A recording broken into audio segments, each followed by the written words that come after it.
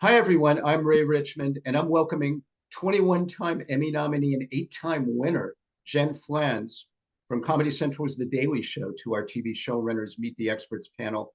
Jen, in what ways has it grown more challenging to mine satire from a divisive country that seems largely to have misplaced its sense of humor?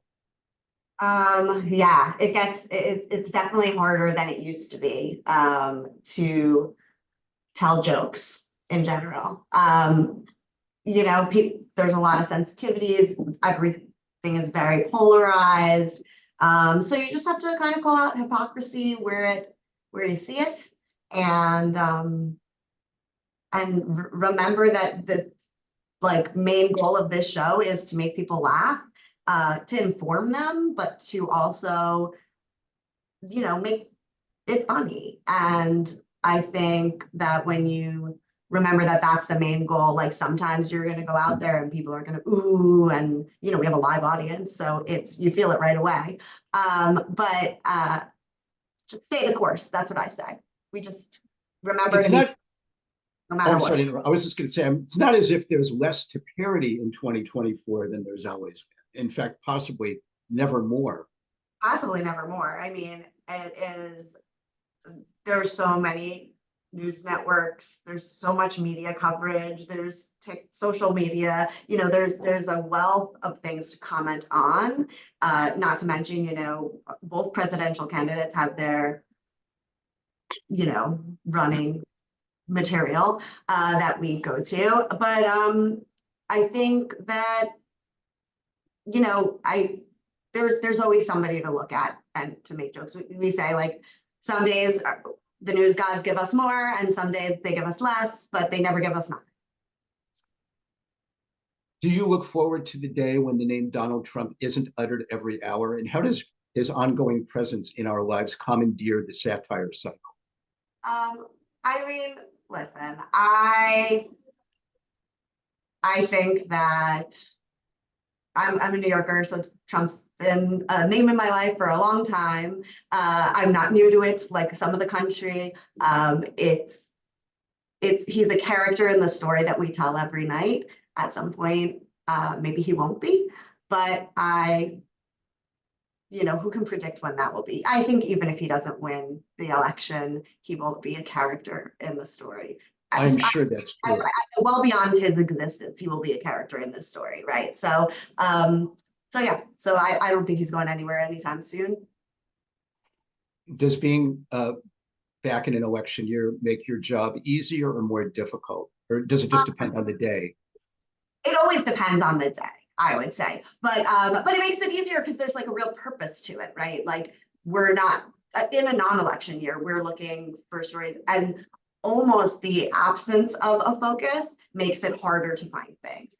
Right now, if there's anything election focused, we have our big indecision coverage. That's like the goal of the year, is to really ride this out. We'll be at both conventions in Milwaukee and Chicago. We always go to the conventions.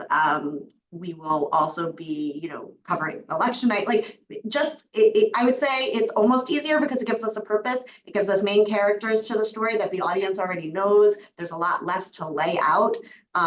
When you do a story in a non-election year, you may have to really feed the audience the entire backstory, whereas they're following along the whole time, they're reading with you. So I would say maybe it's easier. It's just busy, but it's creatively maybe easier. And you have like a direction. You have exactly. something to point to. Jen, the host transition, I think, from Jon Stewart to Trevor Noah in 2015 seemed to be a surprisingly smooth one, at least to me. But finding a permanent replacement for Trevor was much more fraught, impossible. Why have you ultimately decided against a new single host? Was it creative, financial, neither? I think it's all of it. I think that, listen, I was here to transition the show from Jon to Trevor, and I was here to do the guest host era, and I'm here to transition it back to what I think is possibly the best version of the show, or at least the show to meet the moment. I think that, all these, headlines about no women in late night, no diversity in late night, like, it is really a great opportunity for us to be able to not just pick one person, but be able to hear from different voices all the time and different points of view on the same headline. It gives us different ways to cover stories. You can, by the way, in an election year when there are people like Trump and Biden who've run before, who we already know, what a great opportunity to be able to tell, the same kinds of jokes, but like, if Desi is saying it, it sounds different than if John's saying it, than if Ronnie says it. So it really gives us a little bit more to work with in terms of, how to cover things. In addition to that, we have like, the half-hour show on linear, then we break our show up for social, then we also have all of the content that we create just for social and the podcast. So there's so many ways to slice it, and having all the different voices really has always helped the Daily Show, I would say. We've always had correspondence and been able to filter stories through different points of view, but having them at the desk and having that authority over those stories just gives us more opportunity. And I don't know, I love it creatively. It's really fun. So it doesn't feel like you're in flux. It feels like this is just the new reality. Yeah, exactly. The second we started back up, I said to all of the hosts, this is just what it is now. Like, let's just go from here. Not every night needs to be an audition for who's the next host. It's not that. This is how we're covering the election. And immediately everyone was like, sigh of relief. This is fun. Let's do it. And honestly, it's a mental burden to carry a show like this. We tape over 100 episodes a year. We're in front of a live audience. It's political. You can get picked apart on social media. Don't read the comment section, and to be able to share that burden, amongst a few people is nice, and they can commiserate together. And God forbid one of them gets sick or their kid there's Jordan needs to go to Russia to shoot a special. Well, then we make sure that he's not hosting that week, somebody else is. Yeah, it's a really nice flexibility that we've now built into the desk. And being able to have that flexibility has allowed you to bring Jon Stewart back part-time. Yep. Are you trying to, how great has it been to have him back? It's been great. I mean, listen, like I've been here for over 27 years. So I started before John. I started with Craig Kilborn, but John was my mentor. I learned so much from him. I worked with him for 16 years. I absolutely loved him. When he left, I was like, oh my God, like, what am my shorthand is with Jon Stewart. That's the person that I know how to produce his show. What am I going to do? And I quickly learned Trevor, and I obviously loved working with him as well. But having John come back and already having that shorthand is just like, what a leg up, Plus the other hosts who have been here for the last 7 or 8 years, I have a shorthand with them too. So just not having a complete overhaul of talent has been so nice. And listen, John's right. The kids say the GOAT. He's the best to ever do it. He's so freaking good. The second the lights came up in that first rehearsal with him, I was like, oh yeah, this guy is exactly where he's supposed to be. He just does it at a level that is, his mind works in a way that I have never seen anyone else's. I agree. It's just as a viewer and a fan. Are you trying to talk him into a longer term stint or more nights per week? I want him to be happy and do whatever he wants, but I think he's been really happy here. So I'm like, I would not be opposed to this being the way the Daily Show is forever. I think it's a really, really nice setup, and I obviously love working with John. So it's not just an election year thing; it could go beyond. No, right now it is an election year thing, and I just hope that he's having such a good time that he never wants to leave us. Very quickly, just before we wrap, what's the best compliment, Jen, that someone can give to the show and therefore to you? That they love watching it and that they feel like it's funny, and it's making them laugh. I think that that's ultimately the goal of the show, right? Is to keep people watching, to make them laugh. And I wouldn't mind if people thought we were like not super partisan. I think it's really good to call it out on every side. You know, let's make fun of Fox News, but let's also get at MSNBC. Like, I love that we try to stay down the middle on everything. So that would be a compliment to things. We're going to wrap things there. The Daily Show airs on Comedy Central and streams over Paramount Plus. Jen Flanz, best of luck to you this Emmy season, and thanks for joining us at Gold Derby. Thanks so much. Hi, everyone. I'm Ray Richmond, and I'm welcoming Chad Feehan from the Paramount Plus Western saga Lawmen Bass Reeves to our TV Showrunners Meet the Experts panel. It stars David Oyelowo, easier for me to say, in telling the true story of the first Black deputy U.S. Marshal west of the Mississippi in the 1800s. Chad, I know Bass Reeves comes from the production stable of Taylor Sheridan, but you're credited as creator as well as showrunner. Did Taylor have much day-to-day involvement? Taylor, is responsible first for introducing David and I together. And then during the writing phase, Taylor would occasionally come in with a note or two, that were, always sort of inspirational and eye-opening. He's obviously had enormous success in this space and would steer us in that direction of, avoiding the potholes that we potentially would have fallen into without his guidance. And then during production, he pretty much left us alone.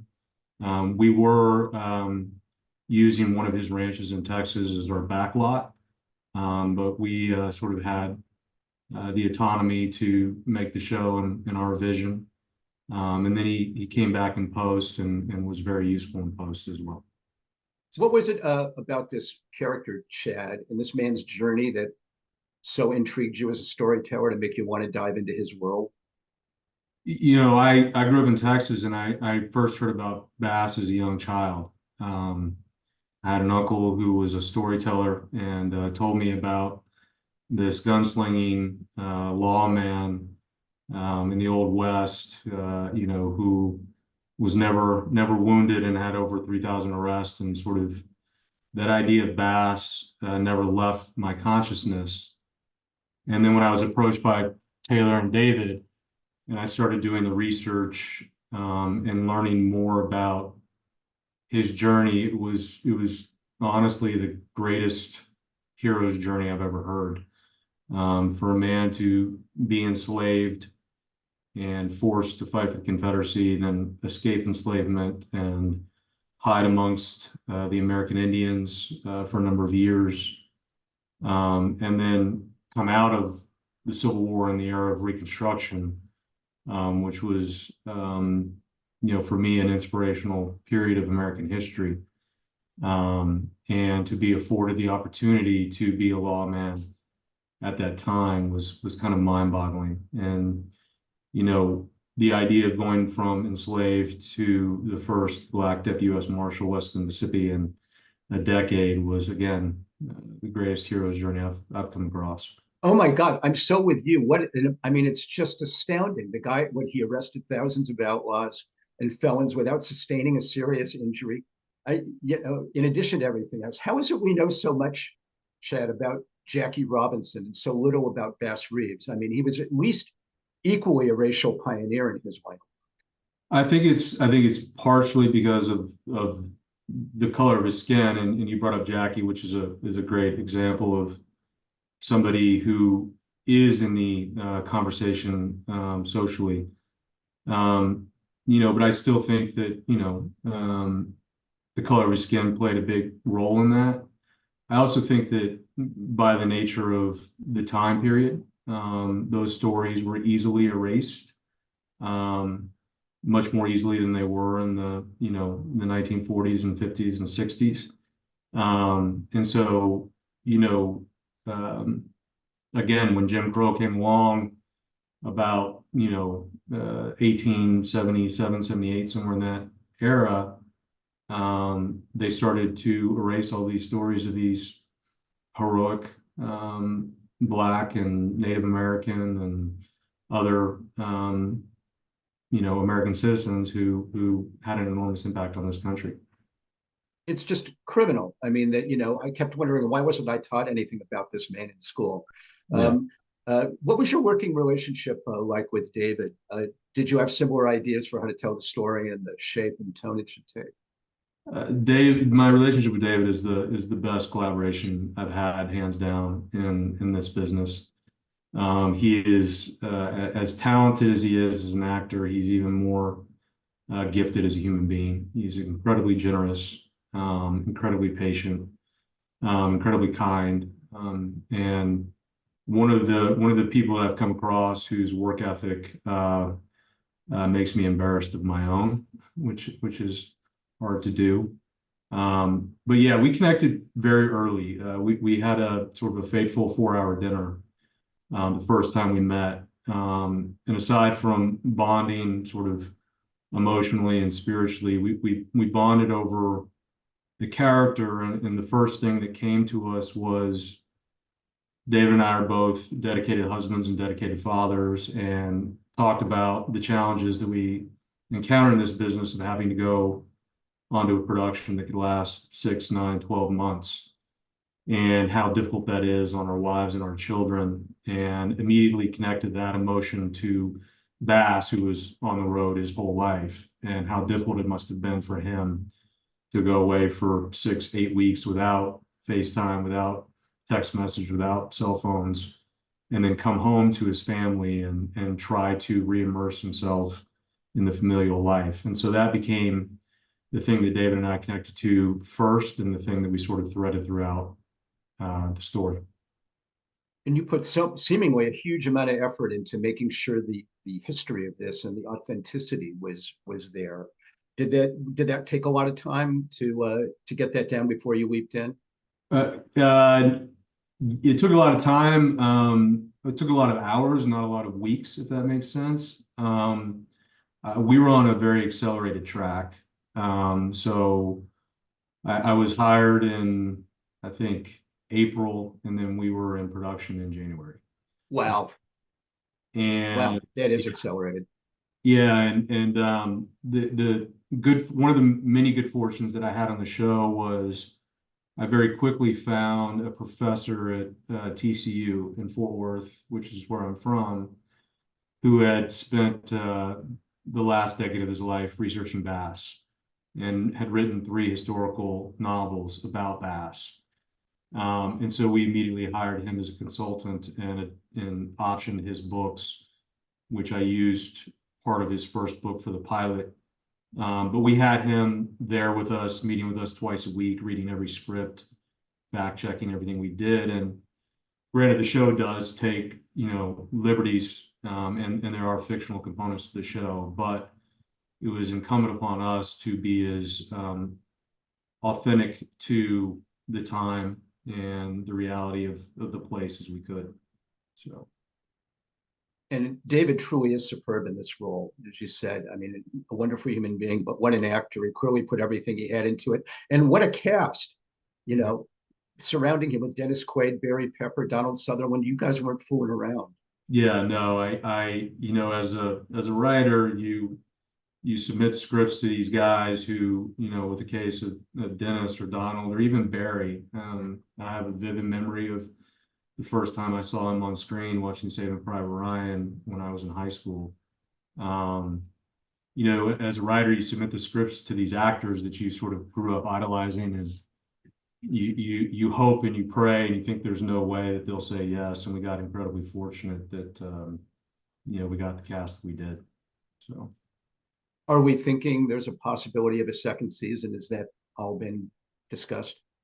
Right now, it is a limited. There's always a possibility that it could become an anthology series. We've had those discussions loosely about giving another great historical lawman or lawwoman their due. Like Bass, there's many that have been forgotten from history that deserve their time in the sun. So, whether that happens or not, I don't know. But certainly the success of the show has lent itself to those conversations.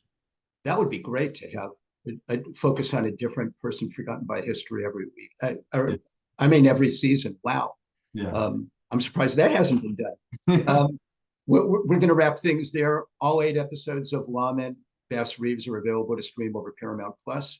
Chad Feehan, best of luck to you this Emmy season, and thanks for joining us at Gold Derby. Thank you so much for having me. Hi, everyone. I'm Ray Richmond, and I'm welcoming Francesca Sloane from the Amazon Prime Video spy thriller Mr. and Mrs. Smith to our TV showrunners Meet the Experts panel. It stars Donald Glover and Maya Erskine as secret agents posing as a married couple and reboots the 2005 film that starred Brad Pitt and Angelina Jolie. Francesca, obviously your goal here was to do a completely fresh take on the film that gave the world Brangelina. Was there any thought to giving it a different title entirely? You know, people started talking about that once we were making the show, because I think then it became very clear how different it really was. But I think part of the draw and part of the mountain to climb was the original IP and sort of those comparisons and allowing it to live in its own lane while still sort of bringing some of that traction over. So we kind of kept firm in keeping it Mr. and Mrs. Smith. You clearly weren't worried about whether there would be pushback from fans about doing a remake, at least conceptually. And obviously the big swing you took here reimagined something completely different. You seem to relish that challenge. Yeah, I think so. And I think, like, even going back to the last question, you know, Hitchcock had a Mr. and Mrs. Smith that was entirely different too. I think when you think of Mr. and Mrs. Smith, of course, the loudest thought initially is the Angelina Brad Pitt of it all.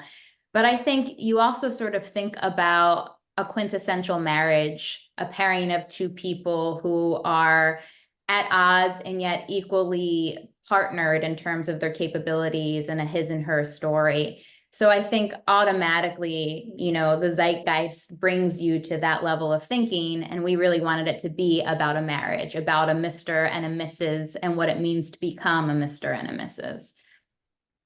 Yeah, and it's like you did a mashup of a spy thriller and a relationship story, but took each of the concepts, you know, separately and seriously. And at the core of it is actually, you know, I sort of took it as two lonely people struggling to connect. Absolutely. I think, you know, we not to turn too inwards and become too personal and turn this into some kind of a therapy session.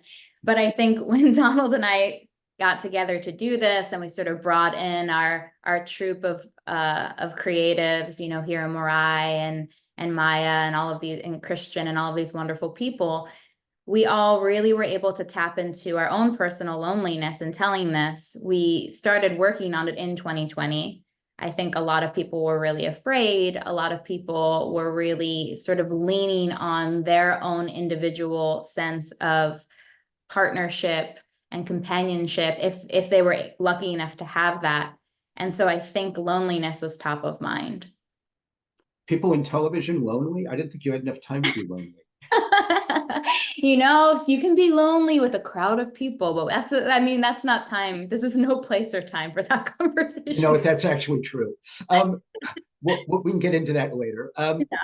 How did the actual series premise take shape with Donald and yourself and the writing? I mean, the writing process of developing the arc with Donald. You know, we kicked around a few ideas. We had an incredible group of writers. It was, you know, we had this group of writers, mostly women outside of Donald and his brother Stephen, because we really wanted it to take this very masculine genre and kind of turn it on its head in terms of bringing a lot of really individual women's voices up to the plate. But we kicked around first a version that was a little bit more similar to the movie, in the sense that it was a couple that was around the 7-year itch moment, where cobwebs are sort of surrounding their chemistry. Things were becoming slightly dull. And it was a lot more about almost an existential crisis of Jane's character, not quite understanding why she did this and what this was all about. But in terms of the loneliness that we just discussed, it felt like it made a lot more sense to bring two lonely people together and start them off from scratch, and that sort of be, you know, buried down below the surface as to why these two would sign up to be a Mr. and Mrs. Smith in the first place, is because there's a part of them that wanted somebody to sort of course through life with. And so that's where we decided to go with the meeting story. And it also created an opportunity to add more mystique and intrigue to this mysterious company of the Mr. and Mrs. Smith company organization and this character that John and Jane deemed high. And that's why we decided to go in that way. So we started there in the writer's room. We talked about that. And then we thought about what are all the spy tropes you can possibly imagine. You know, we kind of did a board of all of these missions and set pieces and what kinds of things did you see in action movies? What kind of things did you see in espionage thrillers? And then we did something very similar in terms of all our own experiences. We realized there's all of these sort of universal things that happen when you become close to someone in terms of relationship tropes. And then we thought, how can you bring these two things together?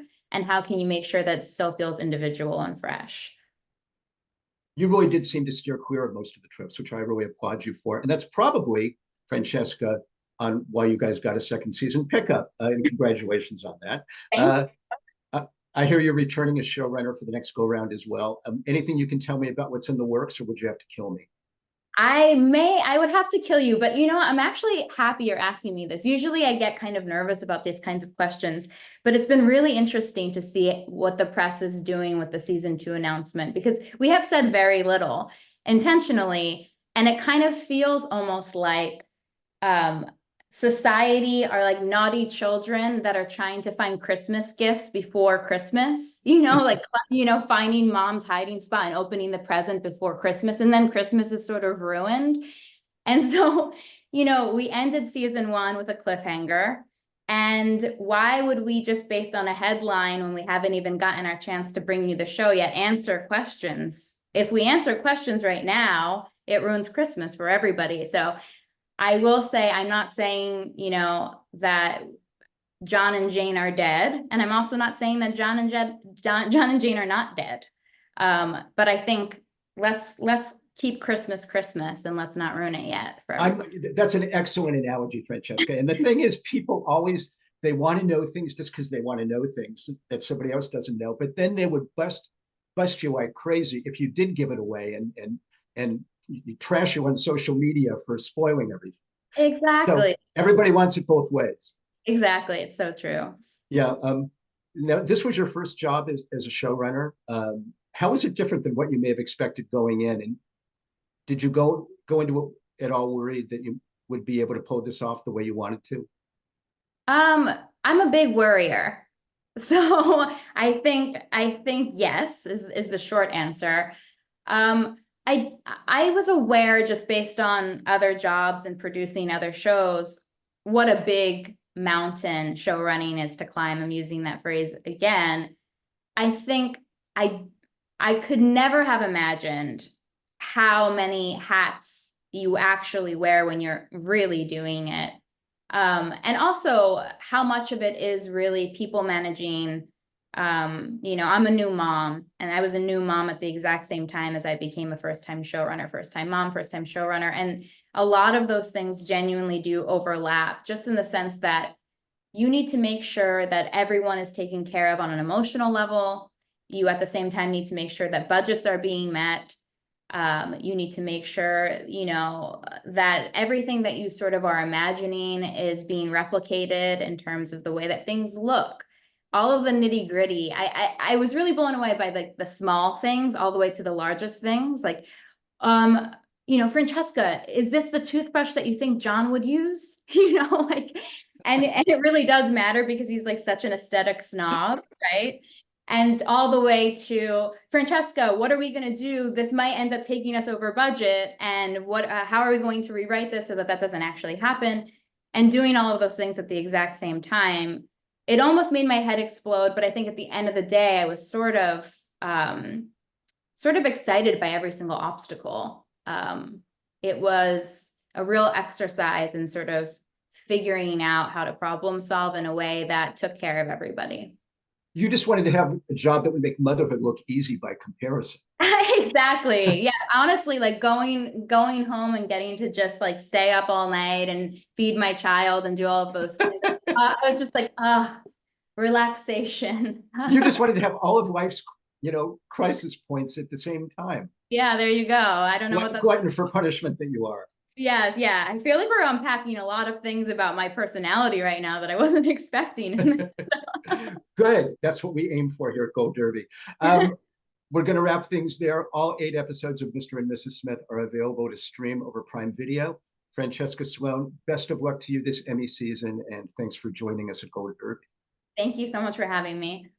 Hi, everyone. I'm Ray Richmond, and I'm welcoming Nicholas Stoller and Francesca Delbanco from the Apple TV Plus comedy series Platonic to our TV Showrunners Meet the Experts panel. It stars Seth Rogen and Rose Byrne in the story of former childhood best friends who reconnect as adults and try to get past the rift that led to their falling out. So Francesca and Nicholas, tell me where the idea for the Platonic storyline came from. I'm guessing there has to be a personal story and a fascinating anecdote or two.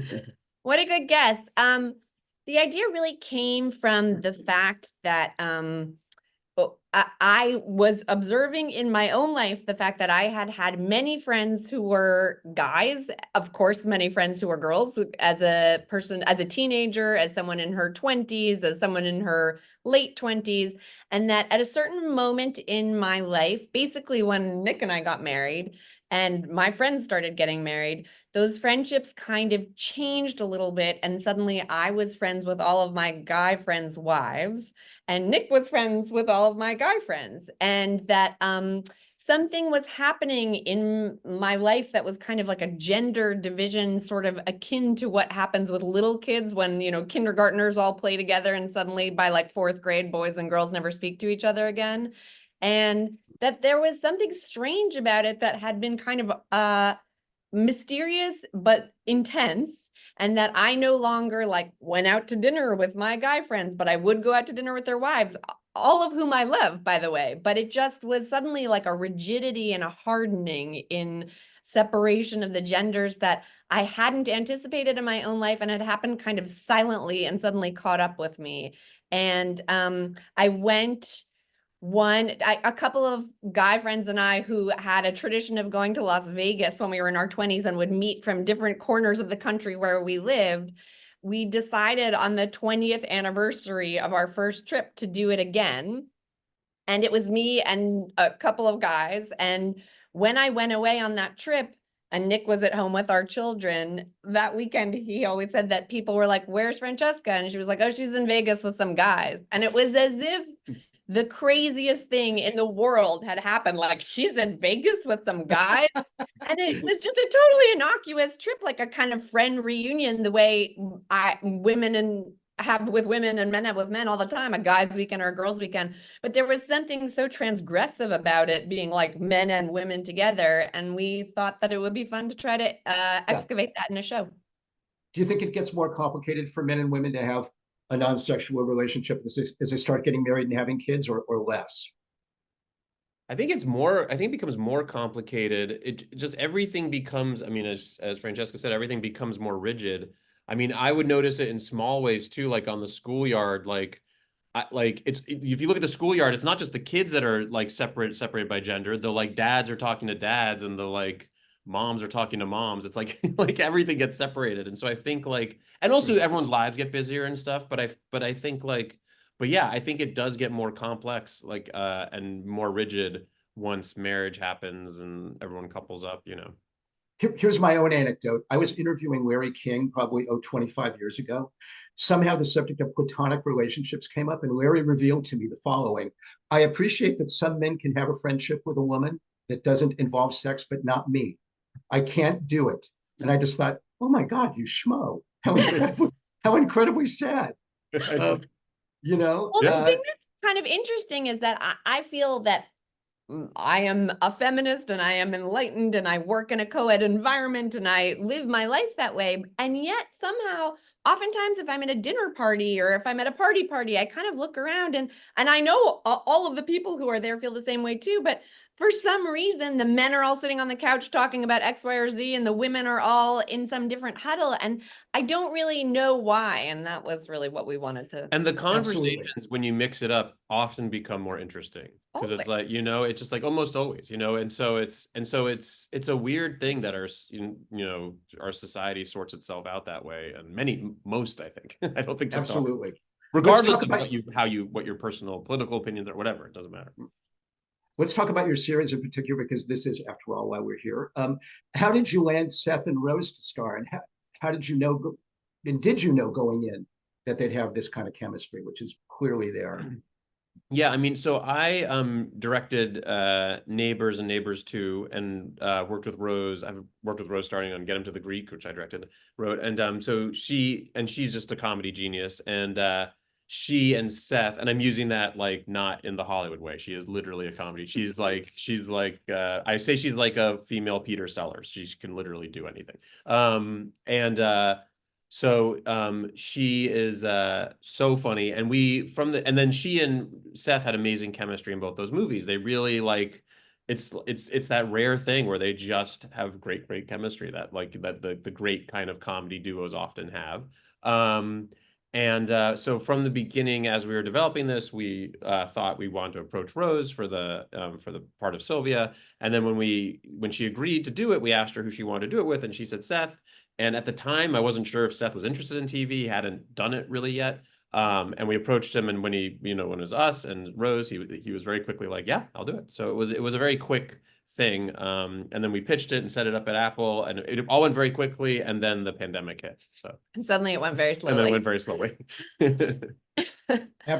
I appreciate the fact that you guys crafted a comedy that concentrates on actually being funny, when so much of comedy, particularly in the streaming world, seems to focus on making the audience sometimes more uncomfortable rather than amused.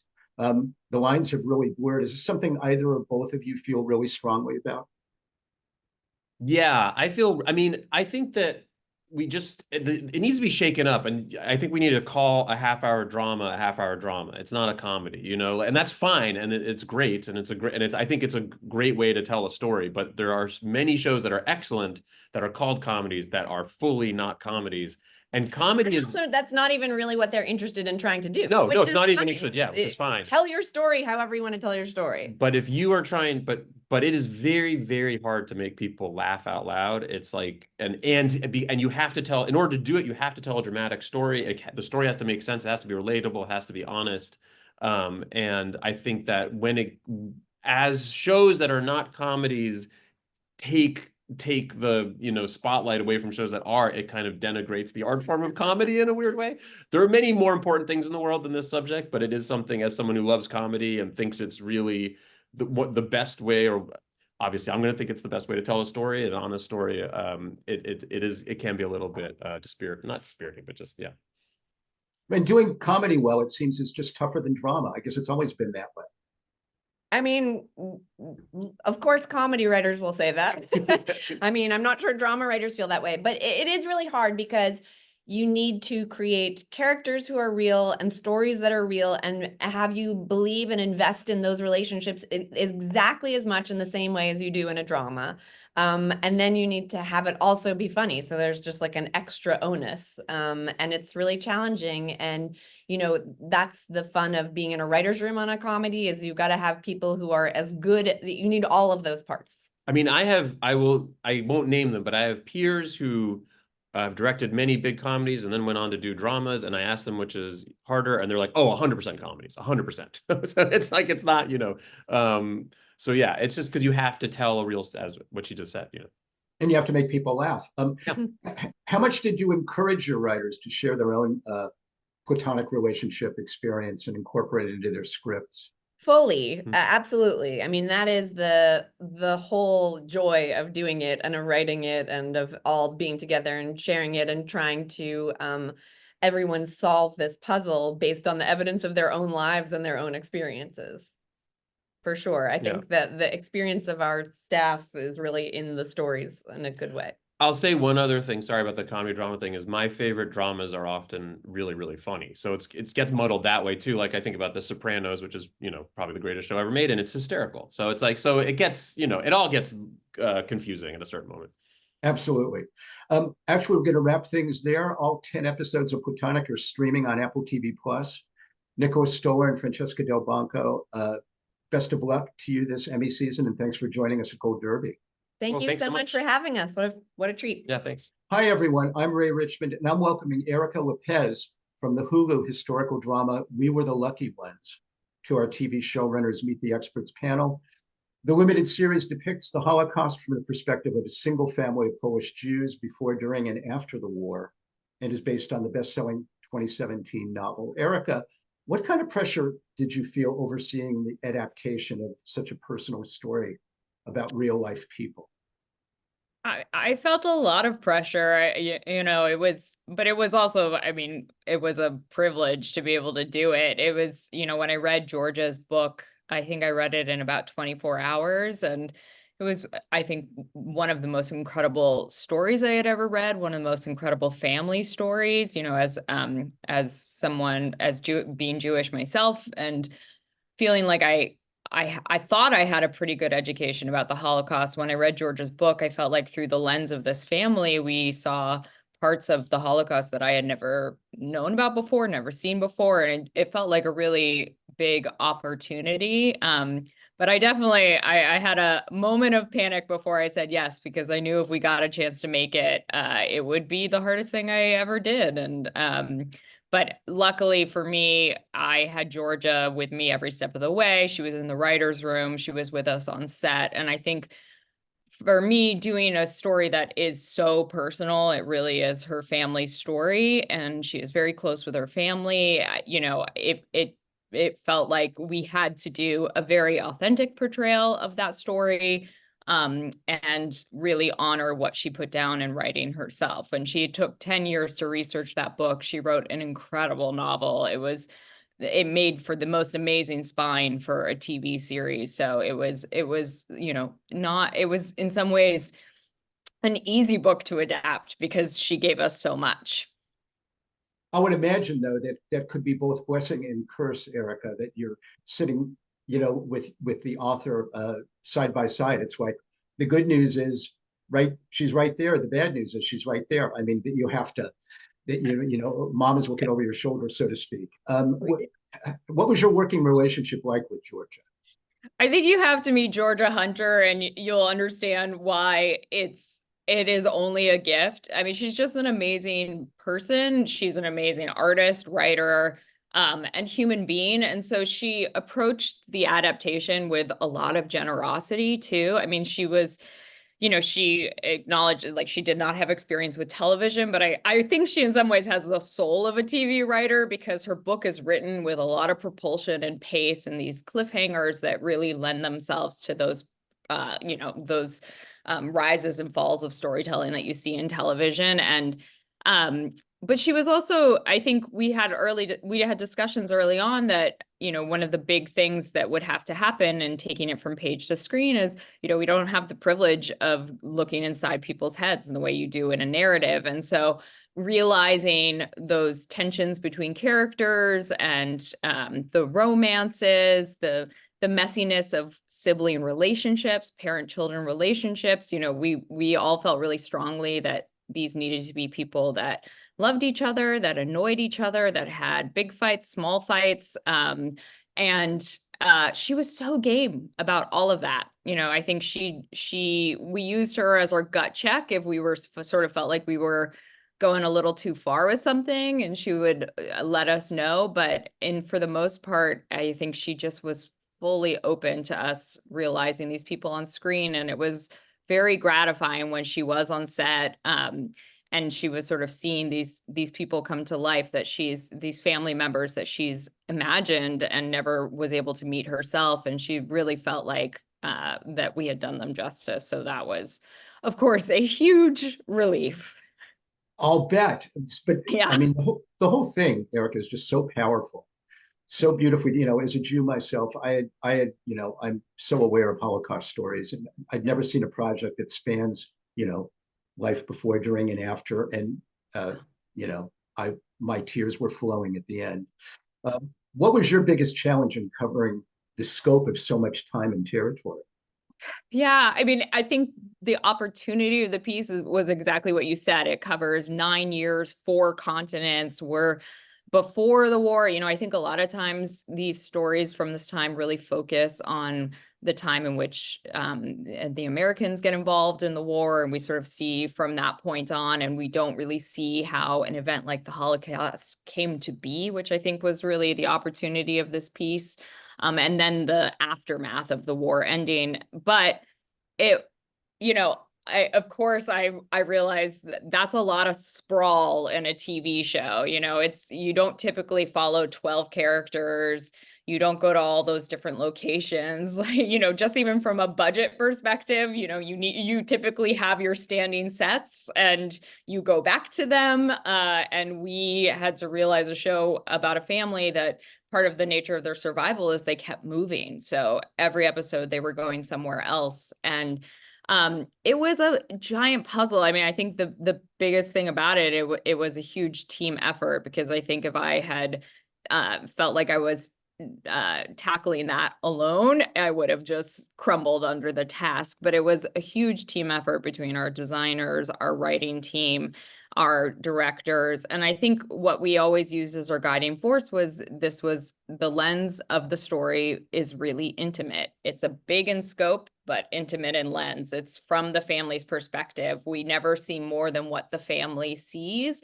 And that's also, I think, how it doesn't just become what could feel like a history lesson, which we really did not want the show to feel like. So we never see beyond the scope of the family, and we don't sort of have that perspective of history to look back on that we do now. We really know what the family knows. And I think that kept the center of the show for us. And ultimately, we're treated to a happy ending.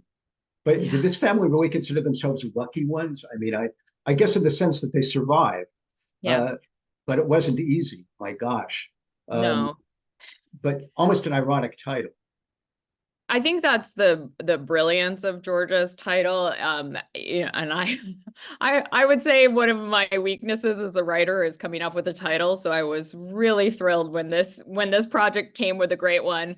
But you know, I think there's deep irony in that title. I mean, the title is actually a tribute to what one of Georgia's relatives, Felicia, who is the baby born at the start of the series and survives at a family reunion. She looked around the table and Georgia heard her say, look at us all here. We were the lucky ones. And so I think they really did feel that way. They really did feel that they were lucky. They say that, the family still says that. They say that often. But I think when you watch the show, you have to see the irony in that title, because to survive means that you have survived the absolute unthinkable. And you also, surviving means you have to carry the burden of what you witnessed and those who did not make it. And so, yeah, I think there's a lot of irony embedded in that title. How important was it for you to cast Jewish actors? And were all the members of your cast Jews? Yeah, I mean, the main, the family, the spouses, the children, it was really important to us. It felt like an opportunity. I think Tommy Kail, our brilliant director of the first and last episode and one of the EPs on the show, we really felt like, along with our casting director, Fiona Weir, that we wanted this, it to feel like a family, to feel like an authentic family. You know, I think we felt there was a real opportunity with this series to have an all Jewish ensemble. But honestly, it really wasn't. I would not say it was hard to pull off. You know, I think there were we always said we wanted to find actors who were running towards this project, who felt something within themselves, some need within themselves to be part of this story, to tell this story. And so we took our time in the casting process, and we found a group of actors who just wanted to be there and brought everything and every piece of themselves and something really personal to the project. And it was, I think I underestimated how magical it would feel to, I mean, we had a diversity of Jews within our cast, but you know, particularly when we were realizing some of those big family scenes, some of the religious holidays around the table, Rosh Hashanah, Passover, it was really lively to be around the table with a group of Jewish actors. Everyone had their own opinions, their own traditions they were bringing, their thoughts about what food, what prayers, and it just made for a pretty magical experience. And I think we're proud of that part of the series. I wish I was at that Passover. Wow, that sounds great. It was good. We're actually gonna wrap things there. All 8 episodes of We Were the Lucky Ones stream over Hulu. Erica Lipez, best of luck to you this Emmy season, and thanks for joining us at Gold Derby. Thank you. It was a pleasure to be here.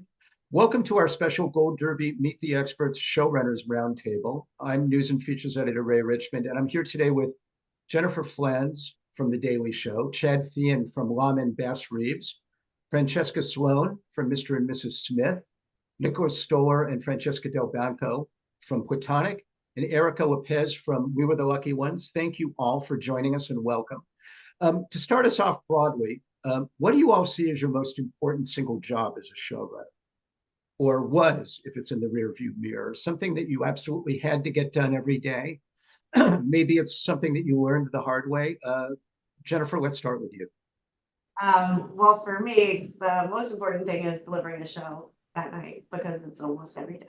So I say that, like the thing, right? Like it has to get done.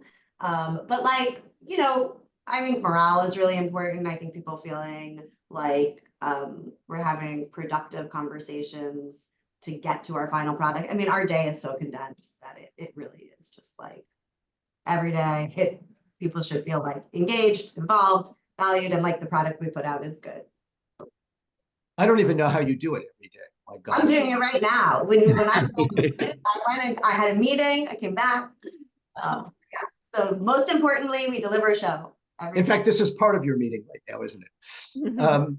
Your job is giving me heart palpitations. I have to. I grew up here, so I've been here for 27. I'm like, this is what I know. I like worked in animation for 2 seconds, and I was like, this takes so long. So I came back. It really, really like I was a crammer in college, you know, like so I crammed. There you go. Chad, how about you? What's the single thing you have to get done every day as a showrunner? It's continually building a community of kindness, mutual respect, and freedom to express one's creativity. Francesca Sloane, what did you learn on Mr. and Mrs. Smith that you had to make sure got done by Crook? I think, first of all, it is such a collaboration, you know, it really is such a team effort. So make sure that you're surrounding yourself with people that you respect and like to argue with, because you sort of trust the person who's arguing with you in that sense.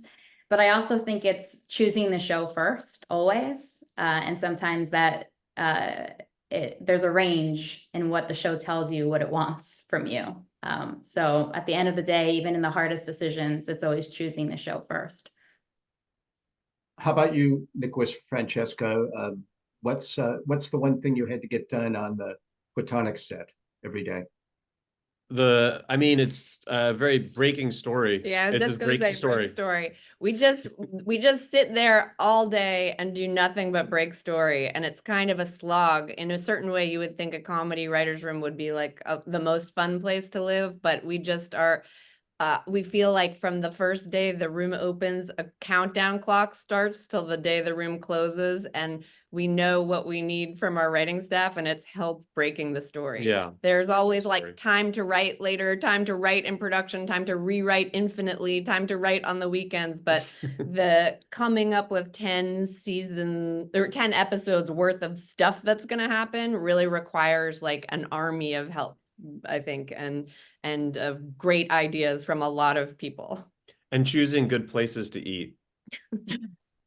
I was going to say, I wasn't sure what place that food came into the equation. How about you, Erica, if your heart palpitations have subsided? Yeah. Well, I mean, I would echo what everyone else has said. I think huge part is making sure your environment is a healthy one. You know, I think for our project, I think we tried to really let people know that even though the material was extremely dark, that the environment could be really joyful. It actually felt necessary for the work we were doing. So we really tried to laugh a lot and keep the collaboration smooth. But I'll also just say, like the thing as a first-time showrunner, I think I knew this going in, but the experience of making decisions every day is a real shock to the system. And I think you realize you think you know how many decisions you will have to make, but it is so many more. And try not to say like, let me think on that. I'll get back to that. Like make a decision. There will be more the next day. So that was a big part of it.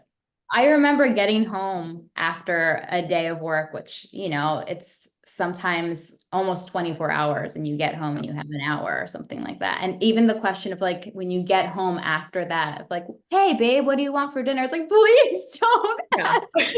No. How many questions you're answering per minute. It is wild. Yeah. Well, Francesca Sloane, you also, you know, you're coming home to a newborn. So I was, yeah. He's 2 now somehow. He made it. No, I can't change the diaper. No. My wife and I got in the habit of, I'd come home, she'd ask me what I wanted for dinner or what I wanted to do. And I said, I do not want to make a decision. That's all I want to do. Exactly. You decide not to decide. Now we're going to flip that here for the next question. I wonder what your worst nightmare as a showrunner is, your greatest fear, and if it ever actually came to pass, and if so, how you dealt with it. It's a multi-part question. Let's start with you this time, Francesca Sloane. Oh, wow. I'm the lucky one that gets to start with the nightmare question. Yes. I think my biggest nightmare was not nailing the tone. You know, this particular show has such an unusual tone and it's sort of trying to do so many things at the same time. And, you know, we would kind of go down a path of certain things that started to feel a little bit bleak in terms of when John and Jane are no longer getting along and it's starting to feel like the relationship is on a bad foot. And I would be writing things, and I would, you know, they'd be arguing and I would say like, it's funny though still, right guys? Like everybody, it's still funny, and it wouldn't be, right? And so you have to sort of sit down and be honest with yourself, you know, in the writing, you sort of imagined it in a certain way. And in reality, it's actually sort of a really bad hang and you don't want it to stay that way the entire time until it really earns that. So we did, I reached that point. I got a nightmare moment of one episode feeling really like a drag and having to pivot and rewrite it. And that's why we rewrote this sort of therapy episode with Sarah Paulson, where the 2 of them are in couples therapy so that you can also have some laughs at the same time as you're telling heavy material. And that was a complete restructuring and a sit down with my team of people saying, how can we have some levity here? How can we bring this home? And that's sort of how we faced the nightmare. Nicholas and Francesca, you married couple. I want to start calling you Nickeska, if that's okay. Sure. I like it. I like it. Yeah. What's your greatest fear in co-writing a show, and did it ever happen? It's when the story collapses and you're in production, because we also direct all of them. Like I directed 7 of the first season, you directed 3, and so we have to write it all beforehand. And we're also directing it all, so you know, we can't be writing it while we're shooting. And so a story collapsing and having to kind of re-break an episode while we're shooting, and it did happen. As it often happens in television, and it will probably happen this season. You know, this is like a thing that happens.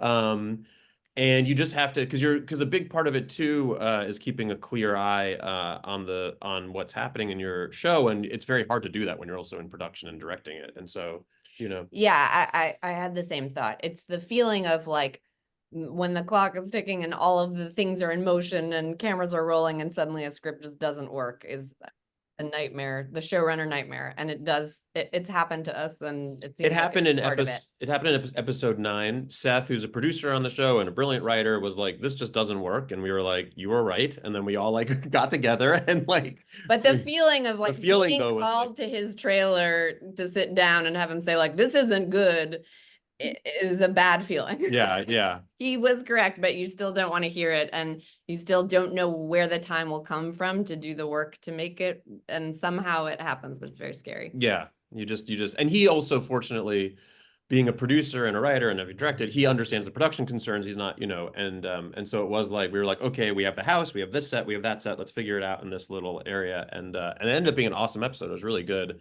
And there's also something kind of thrilling about that kind of work, but it is terrifying when it happens. Thrilling in retrospect. Yeah, exactly. Remember the countdown clock on 24? I always imagined that every showrunner in TV or could relate to that. That's pretty much your life. We have that in our rewrite. Counting down, because I'm like, we can only take this amount of time, then we have to get out there. There's a lot of, so we have one and it looks exactly like. Wow, that's wow. incredible. So yeah, there you go. And I didn't even know that. There you go. Yeah. Erica, how about you? What's your biggest nightmare, and did it happen on the set of We Were the Lucky Ones? I think my biggest nightmare was getting the history wrong. I think we did not want the show to ever feel like a history lesson, but we knew we needed to get the history right. And so, yeah, that was kind of a daily anxiety nightmare, particularly like visualizing it, making sure from the smallest details of what was on the table that was accurate. And also just knowing like for myself, when I was a kid growing up, like my way into chapters of history was watching things and reading books, and that it's hopefully not the only way you're consuming history, but it is a way to learn about things. And so if I knew if somebody was coming to our show to like hear this family's amazing story, that they might also actually learn something if we got the history right. And so it became a bit of a joke in our show, but we ended up with a 300-page research packet that we offered up to anyone involved in the show to casually read, which I think a lot of people took us up on, but we didn't test anyone. It was okay. Now you can double it as a course of study in college. Thought about it. Chad, did you have any nightmares on the Bass Reeves set? Yeah, I mean, as showrunners, everybody thinks you have so much control, and there's a lot of things you can't control. And the pilot opens up with a battle sequence where we had 600 extras and 150 horses and 6 functioning Napoleon cannons,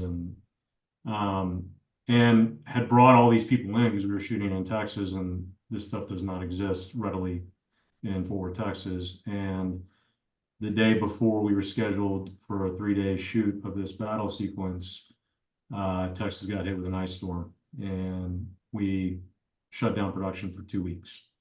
And all those people couldn't leave. And so you're spending all this money to house all these people who are stuck in hotels that can't leave, and then you get terrified that the big boss is going to tighten the purse strings, and you're not going to be able to realize the vision of the people you created the sequence with. Fortunately, I think we ended up pulling it off, but that which you cannot control is always the biggest fear for me. So. I'm sure. Jen, I'm guessing your greatest nightmare might have been losing Trevor Noah. No. No. The show's bigger than any one person. That's nice. No, I mean, listen, nobody wants their host to leave, but I would say, my biggest nightmare is so dark. Because it's such a quick turnaround and you're just doing it every day, all the time. We've gone through all the nightmares, right? Like Trevor left, we cycled through hosts. It's all, you figure it out.